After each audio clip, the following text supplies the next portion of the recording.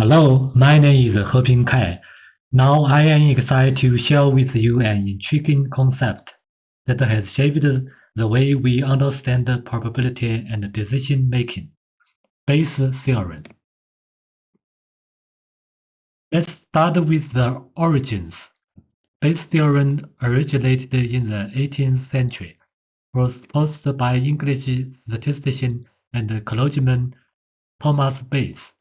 After his death, Richard Price published his work in 1763 in an essay towards solving a problem in the doctrine of chances, presenting the theorem. The theorem updates probabilities by combining prior information and new evidence, with wider applications in statistics and decision science. Although initially overlooked, it was later expanded by mathematicians like Carl Pearson and Roland Fisher, becoming the foundation of Bayesian statistics. After we've explored the origins of Bayes' theorem, let's lay the groundwork by understanding a fundamental concept in statistics: probability. Probability is an important idea in statistics. It shows how likely an event is to happen. The number of probability is always between 0 and 1. Basically, probability is an expectation. It's the way we use to predict the chances of a random event happening in one trial. Next, let's look at another concept: conditional probability. If we have two events, A and B, and event A has happened, what is the chance of event B happening? This is where conditional probability comes in. The formula for conditional probability is simple. This visual explanation is very helpful. It's a ratio of the area covered by both the events A and B to the area covered by event A alone. This idea is important because it helps us understand how probabilities can change with new information, which is the main idea behind the Bayes' theorem. Building on conditional probability, we have the idea of total probability.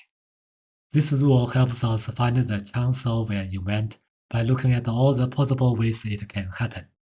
It's a way to calculate the total chance of an event by adding up the chances of the event happening in each possible situation, weighted by the chance of each situation. This is especially helpful when dealing with complicated systems, where events can be caused by different separate causes. Bayes' rule is the main focus here. It's a formula that lets us switch conditional probabilities, giving us the chance of an event based on the chances of related events. Its visual explanation is also interesting, as it shows how we can change our beliefs as new information comes in. Bayes' rule is not just an independent idea. It's a combination of conditional probability and total probability. It uses the information from total probability to update our starting beliefs, prior probabilities, with new evidence, giving us updated chances, posterior probabilities. Let's put the theory into practice with a small example. We have three suppliers, A1, A2, and A3, each with different supply quantities and defect rates. The question is, if we randomly select a defective product, which supplier is it most likely to come from? Using Bayes' theorem, we calculate that the product is most likely to come from A3. This example illustrates how Bayes' theorem can be applied to real-world problems, showing its practicality and relevance. But where does Bayes' theorem really stand out? The uses are many and different, from machine learning, where it helps with making predictions, to decision making, medical diagnosis, crime solving, predicting trends, and risk evolution.